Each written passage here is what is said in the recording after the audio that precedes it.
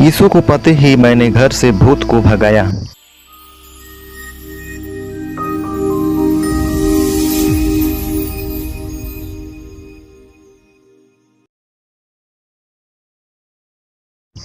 Catholic कलीसिया में जब शामिल हुआ तो मेरी दीदी और पिताजी ने भी गिरजा जाना शुरू कर दिया, पर हमारे जीवन में कई विशेष परिवर्तन नहीं हुआ।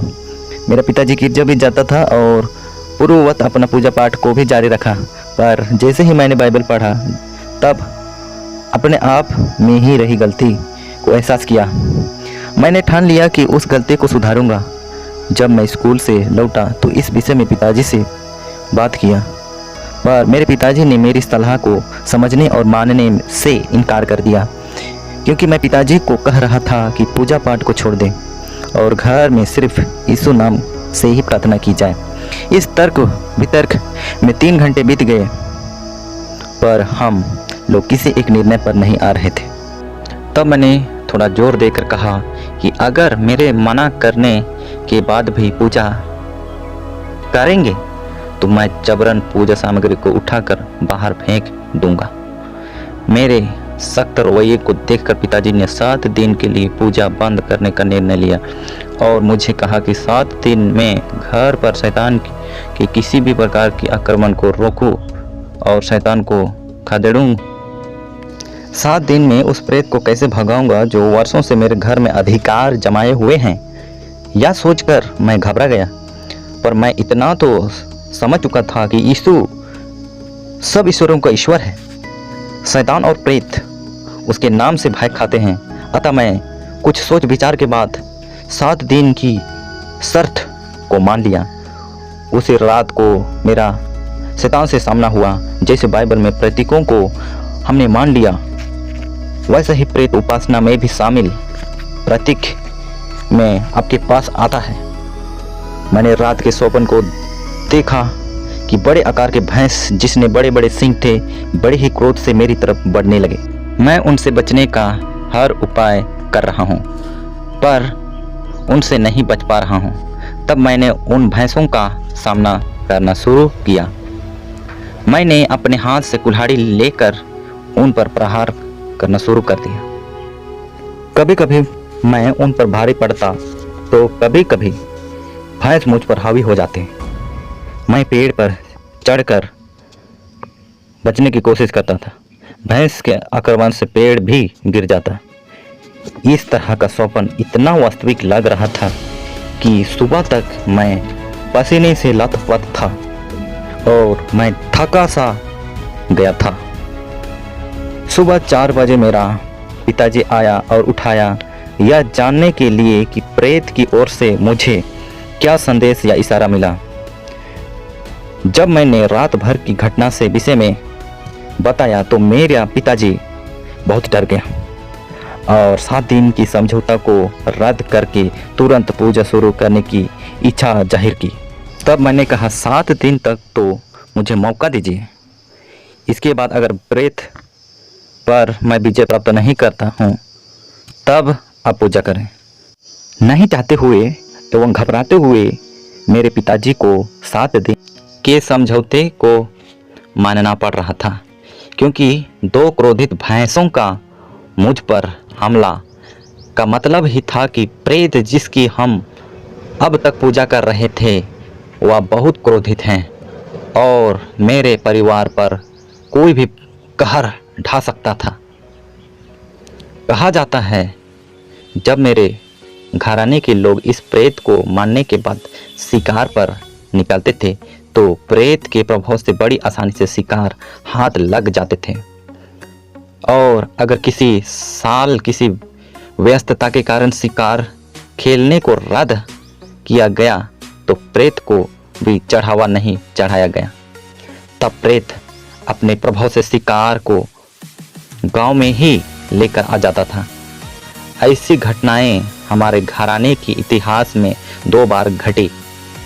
एक साल तो एक बड़ा 12 सिंघा हिरण खुद ब खुद गांव आ गया और लोगों के हाथों मारा गया, पर उस हिरण का मांस खाने के बाद 3 लोग मर गए। दूसरी बार एक जवान जंगली भैंस करीब 200 किलो वजन का गांव आ गया और गांव की सीमा के अंदर ही घूमता रहा। जब लोगों द्वारा खदेड़ा गया तभी भागते हुए किसी एक दिशा में जाता था और हमारे गांव की सीमा में खड़ा होकर वापस लौट जाता था। इसी तरह वह भी मारा गया और उसका मांस खाने के बाद 4 लोग मर गए।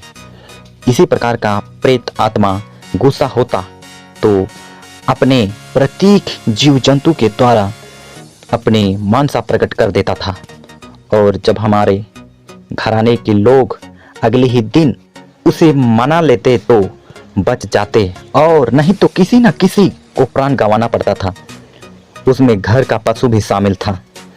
इसी प्रकार मेरे रात का स्वप्न जिसमें 2 क्रोधित भैंस से लड़ने और उनको ना हरा पाना एक चेतावनी थी। उसके बाद दूसरा दिन भी वैसा ही दोहराया गया पर हार और जीत का फैसला नहीं हो सका। दूसरे दिन के बाद मेरे पिताजी को परेशानी और बढ़ गई पर मैंने उसे आश्वासन दिया कि प्रेत आत्मा हमला कर सकता है पर अंत में यीशु की विजय होगा। लेकिन ये सारी बातें बोलने और सुनने में तो बहुत आसान लगती है पर जब तक कि ये हो ना जाए विश्वास करना थोड़ा मुश्किल होता है। तीसरी रात जब मैं सोया तो तुरंत प्रेत आत्मा का हमला नहीं हुआ। मैं आधी रात तक आराम से सो गया। करीब 2 बजे रात को मैंने स्वप्न देखा कि मैं हमारे गांव के बीच में से निकल रहा हूं। गांव के बीच में एक हाथी खड़ा है और गुस्से से मुझे देख रहा है। तब मैं उससे बचने के लिए भाग खड़ा हुआ। करीब 1 किलोमीटर दूर तक भागने के बाद मैं बांस के सहारे एक आम का पेड़ पर चढ़ गया। जब मैं पेड़ पर चढ़ गया तो मुझे चैन मिला, यह सोचते हुए कि अब हाथी मुझे कुछ नहीं कर सकता। इसी बीच मेरे पीछे दौड़ते हुए हाथी उसी पेड़ के नीचे आ खड़ा हुआ। मैं उसको देख रहा था और वह भी सिर हिलाकर मुझे देख रहा था। तभी मैंने देखा हाथी का आकार बदल रहा है। वह बड़ा से छोटा होता जा रहा है। अंत में वह एक बड़ा काला और भयंकर वन मनुष्य का रूप ले लिया। वह गुस्से से कांप रहा था। उसकी आंखों में मानो चिंगारी निकल रही थी और उसके मुंह में चीर फाड़ करने वाली बड़े बड़े दांत थे। जब उसका रूप पूरी तरह से बदल गया तो वह तेजी से उससे रास्ते को अपनाया जिसमें मैं पेड़ पर चढ़ा था और वह भी पेड़ पर चढ़ने लगा। मैं डर गया और सोचने लगा अब मैं क्या कर सकता हूं। एक तो मैं पेड़ पर हूं, दूसरा कि मेरे पास कोई हथियार भी नहीं है। तभी मुझे साफ साफ याद आ गया कि मैंने यीशु मसीह को अपना ईश्वर मान लिया है। इतना याद आते ही मेरा सारा डर खत्म हो गया और मैंने ऊंची आवाज से कहा, मैं तो यीशु मसीह का दास हूं और जब तक यीशु मेरे साथ है मेरा कोई कुछ बिगाड़ नहीं सकता। ऐसी घोषणा करने के बाद मैं मुस्कुरा रहा था। तब वह जंतु या वन मनुष्य मुझसे करीब 3 मीटर के फासले में वे डाली पर खड़ा हो गया। अब हम दोनों आमने सामने खड़े थे। वह गुस्से से पागल था पर मैं विश्वास से लवरेज मुस्कुरा रहा था। कुछ पल एक दूसरे को देखने के बाद वह वन मनुष्य पूरी ताकत से झपटा मारा। अपने सामने के दोनों पैरों को फैलाकर मेरे ऊपर उछल दिया। मैंने यीशु नाम का नारा लगाकर अपने हाथों के बल लटककर दोनों पैरों से उसकी छाती पर लात मारी। यीशु नाम का नारा और मेरे लात से उस जंतु की आंखों की रोशनी बुझ गई। मुंह बंद हो गया और बड़ी तेजी से जमीन की ओर गिरने लगा। गिरते समय वह किसी डाली पर नहीं टकराया बल्कि पीठ के बल जमीन पर गिरा। उसके जमीन पर गिरने की बड़ी आवाज हुई और धूल चारों ओर उड़ गया और बिना हिले डुले मर गया। उसके मरने बाद मैं नीचे उतरा, मेरे मुंह में जितना थूक जमा था उसके ऊपर थूक दिया। सुबह 4 बजे जब नींद खुली तो बहुत शांति का वातावरण था। मैं अपने पिता का इंतजार कर रहा था। पिछले 2 दिन की भांति ही बड़ी उतावली से मेरे पिताजी आए और पूछने लगे कि बेटा आज क्या हुआ। उसके इस प्रश्न के जवाब मैं ऊपर की सारी बातें, सारे सपने को बता दिया।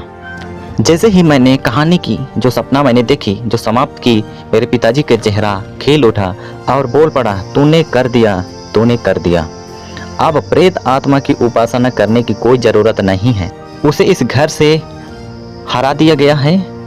यह घटना मार्च 1977 की है। तत्पश्चात मेरे पिताजी दिसंबर 1982 तक जिंदा थे, पर उसने फिर कभी पूजा नहीं की और न शैतान प्रेत का कोई भी दावा हमारे घराने पर हुआ। हमारे घर में अमन चैन का बसेरा हुआ। कई तरह की बीमारियां, विशेषकर मेरी माँ के साथ, और समस्याएं हमेशा के लिए समाप्त हो गई। मेरी माँ इस बात को जानती है, इसी कारण आज भी बिना डरे उस घर में अकेले रहती है।